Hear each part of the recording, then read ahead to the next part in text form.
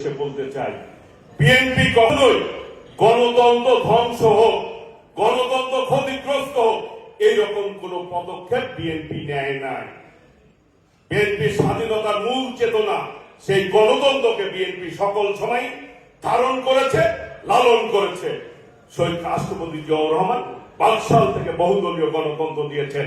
দেশনেত্রী বেগম খালেদা জিয়া স্বৈরাচারের পতনের মধ্য দিয়ে দেশের মানুষকে সংসদীয় গণতন্ত্র দিয়েছেন। আজকে সেই গণতন্ত্র লড়াই সংগ্রাম চালিয়ে যাচ্ছেন দেশ নায়ক তারেক রহমান। আজকে আমরা যদি ঐক্যবদ্ধ না থাকি, আমরা যদি মাঠে ঘাটে সকলেই সচেতন না থাকি, তাহলে কিন্তু গণতন্ত্র আবার মুখ থুবড়ে পড়বে। যেটি বিগত ফ্যাসিবাদ গণতন্ত্রকে ধ্বংস করেছেন এবং মানুষের ভোটের অধিকার হরণ করেছেন। সেই ভোটের অধিকার ফেরত পেতে হলে আমাদের কিন্তু সংগ্রাম শেষ হয়ে গেছে, এটি ভাবলে চলবে না। স্বৈরাচারের প্রেতাত্মারা কিন্তু এখনো মাটিতে রয়েছে।